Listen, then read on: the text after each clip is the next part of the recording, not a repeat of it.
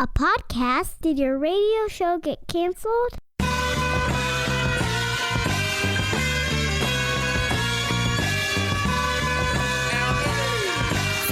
Fire. Low down and filthy, but the discipline is on point. Schooled myself, made my own dojo. A cold flow with the whole dose of soul. Maintain composure, even in theory. An anomaly, properties undiscernible to mere peasants. Use weapons that level entire area. Scarier than an All right, Princess Leia. That's who we got this week. Here's the unfortunate nature of timing. We recorded a podcast months and months and months ago, maybe over a year ago, and our guest chose the fake name Princess Leia. We chose to do another episode with Princess Leia to see what the update has been in her life.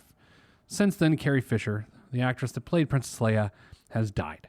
So here you are listening to a show about a woman named Princess Leia in the wake of the death of the actress that played Princess Leia. In other news, Pete, the Planner Television starts Wednesday, February 1st, 2017. Tune in at PeteThePlanner.tv. So it's the Pete the Planner Show, television show at PeteThePlanner.tv. You're going to like it. First episode, wine tasting.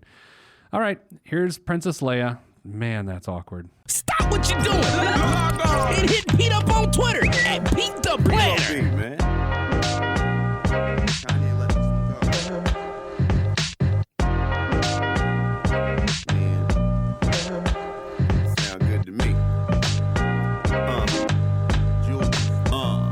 Never question the right of any man to voice his opinion as strongly as any can. But then again, many men are citizens of their own little world, so they ain't really fitting in. I'm in the background blending in, camouflaged by the scenery, but I'm a champion. Revamp the camp again, put down my stamp again, talk to my fans again, renew my brand again, review the plan again, a quick scan and then rewind that.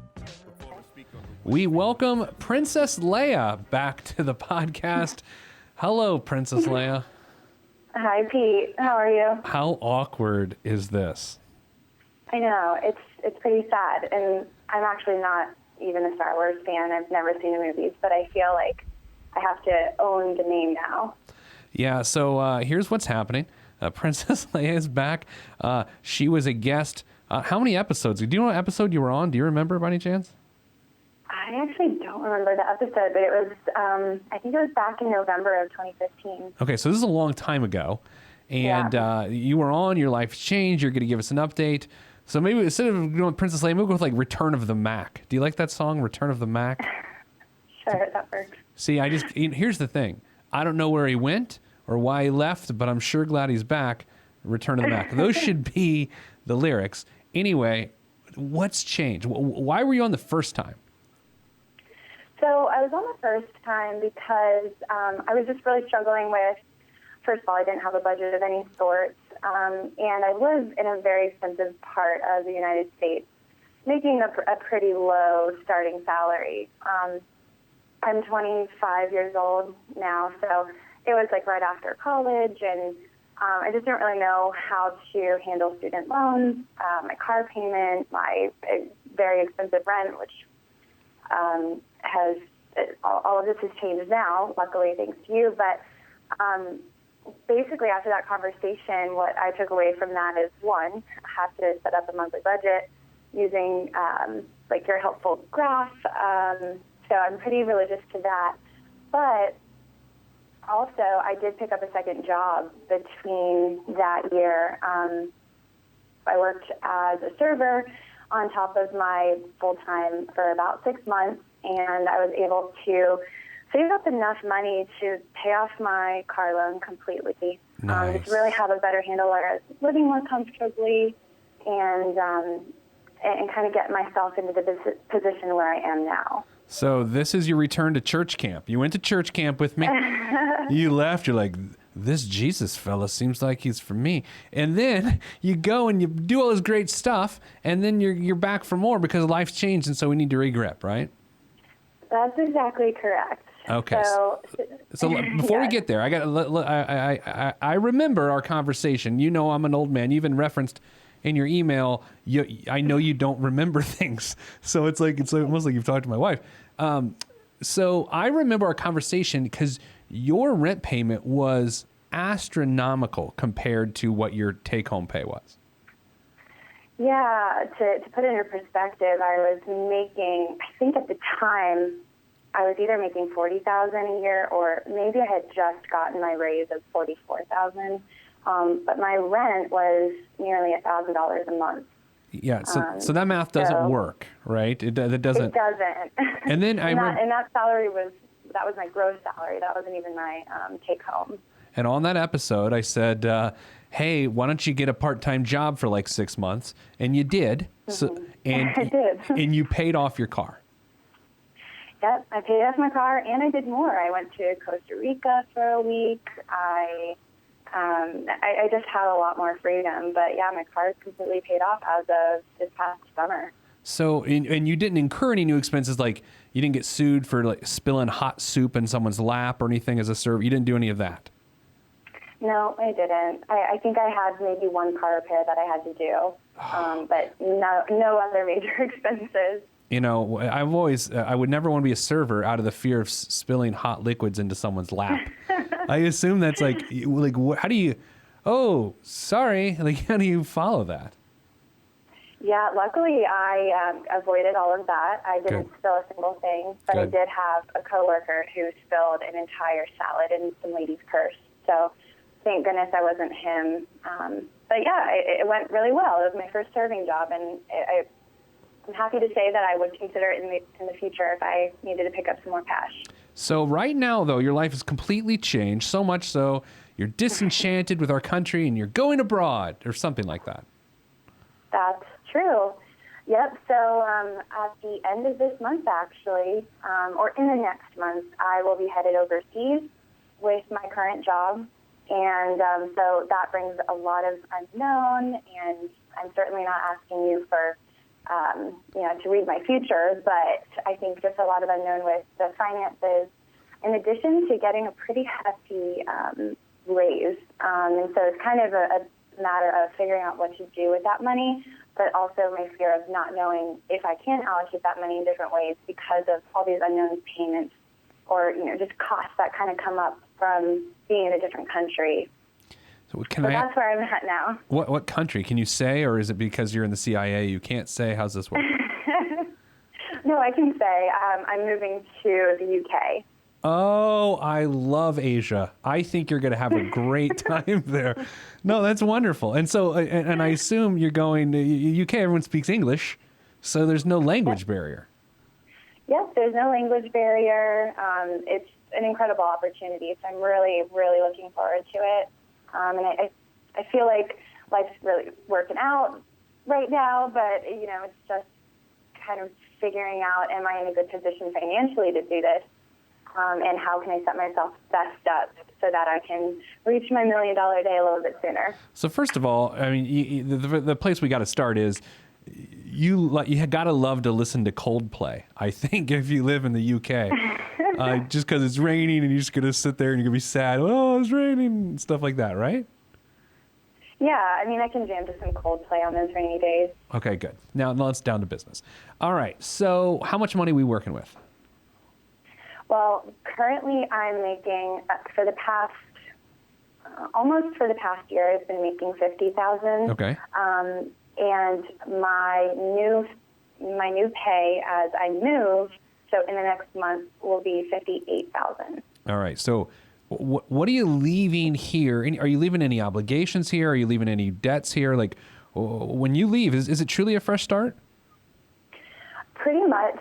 So one other thing I didn't mention is that when we last talked, I was taking on, I was lucky that my parents paid for the majority of my college education. Yeah, but I did pick up $15,000 in student loan debt that they hadn't covered. And so I was really, really fresh on making those payments in November of 2015. Okay. And it was kind of my goal to have that fresh start and to have no debt going as I move. So I'm pretty close. Well, I still have a little ways to go, but I think I have around $6,500 left on that. Okay. So I've been trying to be pretty aggressive, but I will also be selling my car as I move. So that should for the majority, take care of that student loan. And then in that case, I don't have any other debt. Okay, God, this is so good. You know what really sticks out to me from your email and then our conversation, and if I'm putting words in your mouth, hang up or something, but I feel like you have confidence and you feel under control and you know what the hell you're doing. Do you feel that way? I do, but I have to give you some of the credit. No, I don't want No, it's true. I mean, I've never really been great with money, and I listen to your podcast weekly, so it's helped me understand the money world a little bit better, and I've really been trying to practice it. All right. So I do feel pretty confident with where I am. Well, you're very kind. So let's get to work. Okay, so how long, and I know you haven't even gotten there, and so you already know where I'm going with this. How long conceivably do you stay there? Is this indefinite? Is this the 3-year plan? What are we dealing with? Yeah, great question. So it's most likely going to be 2 years. Okay. That's not definite, but that's typical. I will not be able to stay with this company for more than 2 years in the UK, though, because of the taxes. Because I will get exemptions in the U.S. and the UK on my taxes while I'm working there. After 2 years, those exemptions go away. So the company won't pay for us past 2 years. Okay, so I have some dumb questions that I should probably know the answer to, and a better financial expert would know these. What are your tax implications for being over there? Do you have to pay taxes to anybody? I do. I don't know the ins and outs of it, but what I do know is that I'll be paying taxes to the U.S. and the U.K., but it's going to even out to about what I'm paying now. Okay. So not much will change. And then do you have your housing squared away yet? That's a bit of a sore subject. No, not quite yet. Luckily, so I'm in the middle of the whole visa application now, and I can't really make any of those decisions until that's finalized. Okay. But my first month is taken care of by the company, so I pretty much get to choose my living once I get there. How much do you have in savings right now? I have just a little under 4,000. That's one of my big goals, is to increase my savings. Yeah, so I mean, in that first month where you've got low living expenses, you should be able to put away $1,500 or so, right? Yes. And I should say also, not that this makes too much of a difference, but I actually moved out of my expensive rent situation, and I moved back home with the family for a few months to save some money. But I've been pretty much putting all of that all of those savings towards the student loan. But let's identify this for what it is, though. You boomeranged back home, but you did it for a good reason, not a bad reason. Exactly. I didn't do it because I had to. It was more so the original goal for me to move was the beginning of the year. So I moved back on Halloween weekend, which was 3 months ago, or a little over 2 months ago, because I wanted to spend more time with my family over the holidays and just to kind of prepare and put away some money towards savings. So yeah, it was definitely a good move, and my family welcomes me home. How I know you don't know where you're going to live in the UK, but how far do you think you'll? It's a dumb question, but how far will you be from work at a place where you don't know where you're going to live? Well, I've looked into all of it, and I'd love to live somewhere that's walking distance, but it will be very expensive to live that close to the office. I know that they have a great transportation system, so my plan is to just get one of those monthly cards that I pay for, that's just a recurring card. I think that will be I think it'll be around $150 a month, but then I'll have to tack on additional transportation expenses like on the weekend. All right. So I was kind of budgeting for $250 on transportation. Yeah, and so that's where this conversation really goes. I mean, it takes your sort of U.S. housing and transportation costs, slams them together, and then you try to compare that with what it would cost in the U.K. to get around $250 a month plus. I got to assume housing's. Well, no, okay. Did we ever say where you lived on the East Coast, or did we not say, or do you want to say, or do you care? I don't care. We didn't say, but I live in the D.C. area. So that's as expensive as it gets. How does the place you're moving to compare to that from a rent perspective? think it's going to be a little bit more. Really? Okay. Yeah, actually, it might be around the same, but I'm just planning for a little bit more. Well, something I should mention is that I actually, in addition to my base salary, I am getting a cost of living adjustment. So that is tacked on, and it's $15,000 a year. So, okay, so the 58,000, you're actually going to make 73, but it'll make you feel like you're doing 58. Is that right? That's, yeah, so basically that cost of living adjustment I can use in whatever ways that I want. So it will feel like I'm making the 70s. Okay. Yeah. So here's why the time frame of being over there matters a lot to me. What I'm going to do is I'm going to terrify you for a second. I'm going to say, let's say you have a 1-year-old. Okay, so everybody relax, take a deep breath. No one panic. Sometimes when you have a child or a situation in which you got to just survive financially until the next period comes along, right? Till that kid goes to school or till daycare ends. This is no different here.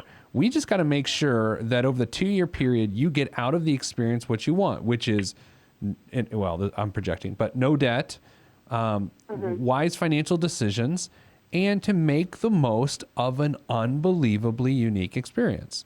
So through that lens, I would say, save for retirement and everything, but I wouldn't go over the top in these 2 years. Like, I would just simply say, enjoy the experience without coming out of the other side of it with any obligations. I love that you say that, but it's funny because I actually just upped my 401k contribution. Good. No, that's fine. Ago. No, I know. I don't want you to not to. That's what I'm saying. Like, we're okay. So this is not military pay. Like, I have friends that they get combat pay. You know, they're overseas fighting, and so they get a bunch of money, and then because they want to make the most of that time frame, they save every dime they make because they want that moment in their life, which obviously is significant for all of us, to go to something. You're not in a combat situation. Right. Right? You know, it's like, save responsibly for retirement, have a nice emergency reserve, don't take on any debt, and beyond that, don't worry about money ever again. And that's really the goal here, is because I do have this unbelievable opportunity, and I want to travel everywhere and eat good food and live in a nice place, because this is a once-in-a-lifetime chance to do all of that. So I think that's part of my struggle, is how to accomplish all of that now, but also still thinking about my future. So as long as I know that I'm set up or will be set up for my future, then I think I'm going to be okay with spending that money. I have no issues spending money. I'm very good at that. I'm definitely not a saver. So I want to be sure that I am doing those responsibilities so that I can kind of freely spend however I want the rest of it. I personally have, I don't know if I've ever talked about this on the podcast, but my personal attitude about how I spend money is I TCB, I take care of business, and then I blow whatever I want on whatever I want because I took care of business, you know? And so that's what I want for you. Like, the first month is going to be weird, right? Because you're not going to have your expenses established yet. Right. It might take 2 months. And then once you do, hit your savings, get a plan to pay down the student loans. And the best part about this, Princess Leia, is if you pay down your student loan aggressively with your income over the next few months, then you have even more money that you can do stuff with when it's gone. Exactly. And luckily, when I sell my car, it'll either take care of all of the student loan debt, or I'd only have about $1,500 left. What's your payment? Say it again? What's your student loan payment right now? My minimum is $170, but I've been paying $550. See, right? I mean, right off the bat, we're talking about $550 a month of discretionary spending, like as soon as you get over there, because you would have eliminated that. Right, exactly.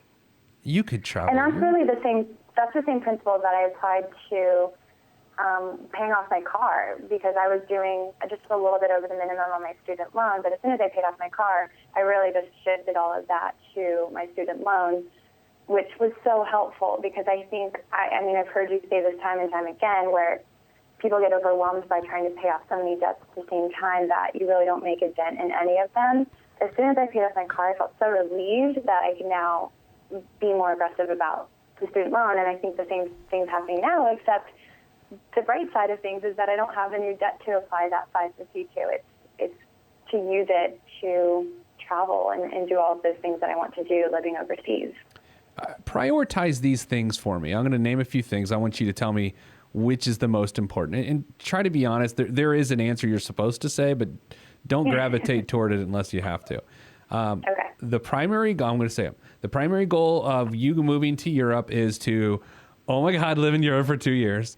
Or the primary goal to go to Europe is to have 2 years to focus on your career. Or the primary reason for moving to Europe is to escape America.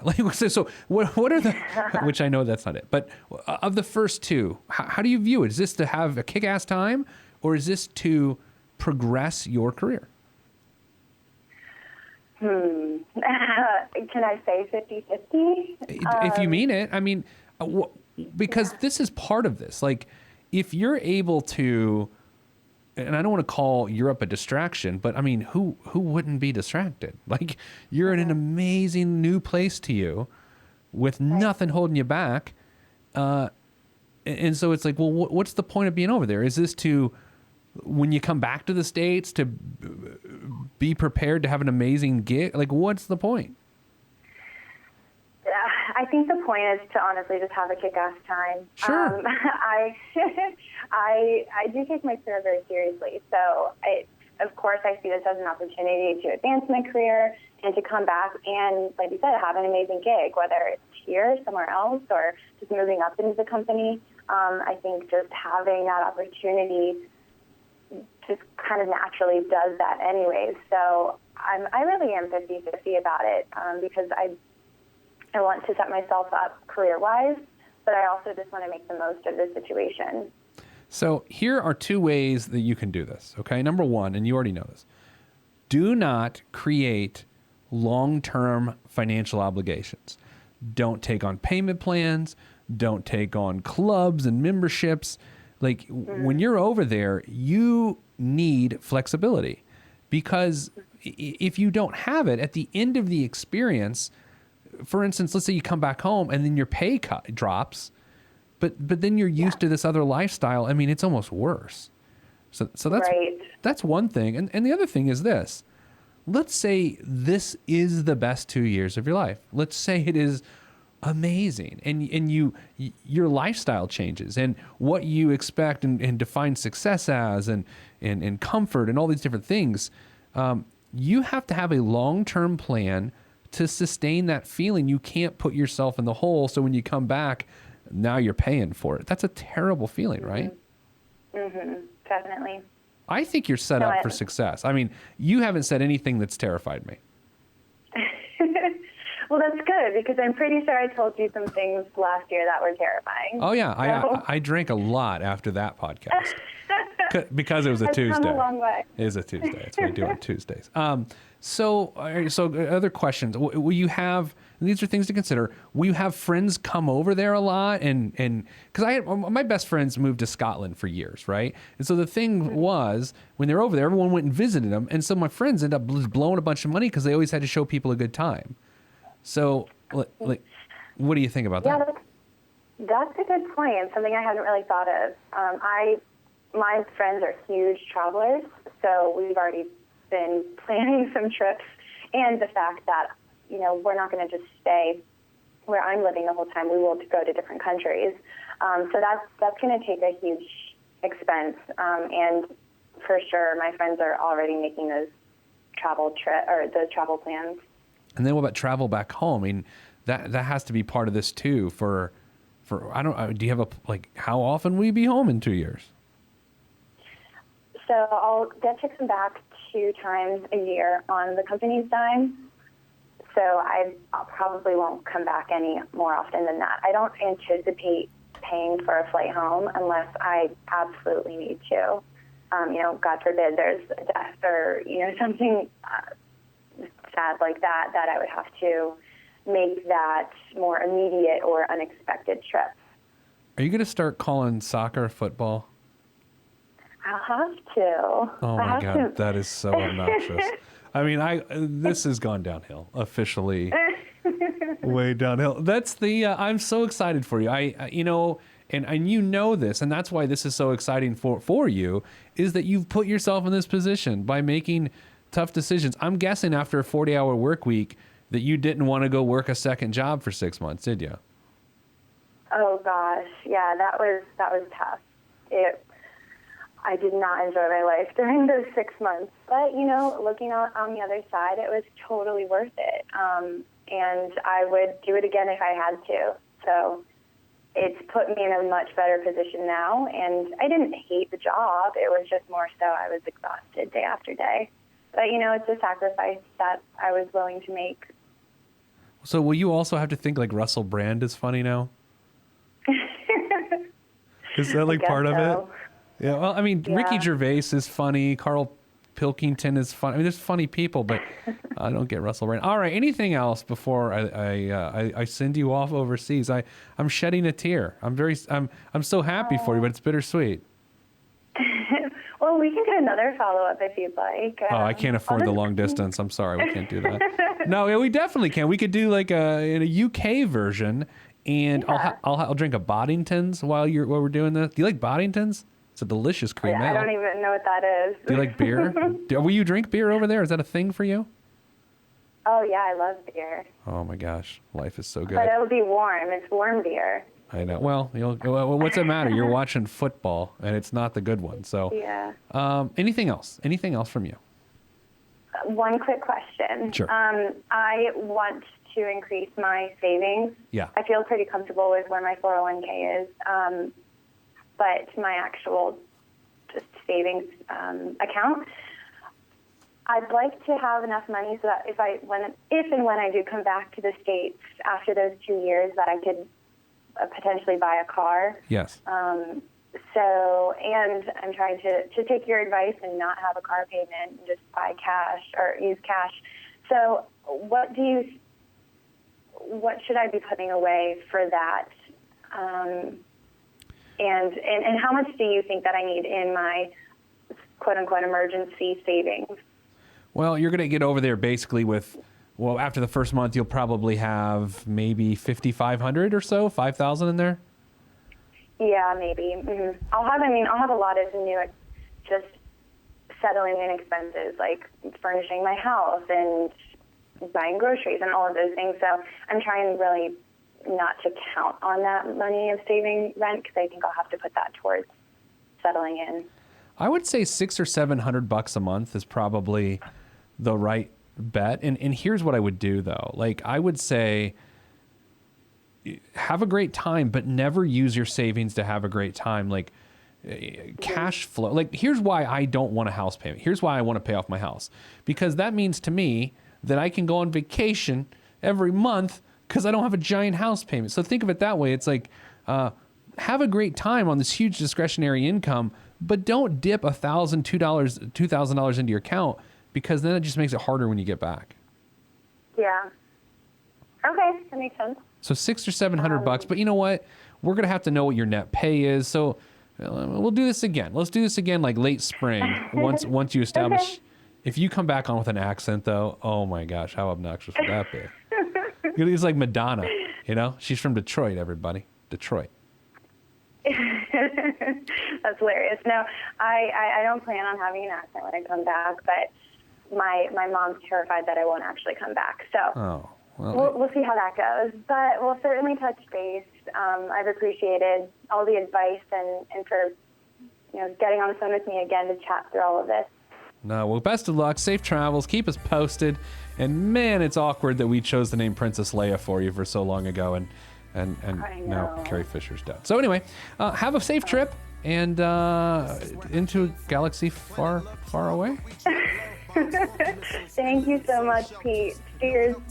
If you want to be on this podcast and have Pete fix your money life, then hit us up at PeteThePlanner.com/podcast. You heard me. PeteThePlanner.com/podcast. Log on. This is for information purposes only. It's not the source of financial planning the flights. Consult Eventual Divisor. Dove released from Everest, the fresh is fresh, and you can call me E.T. Word to John Tesh. Let me bless this harmonic presentation. It's amazing, so amazing. I'm the reason.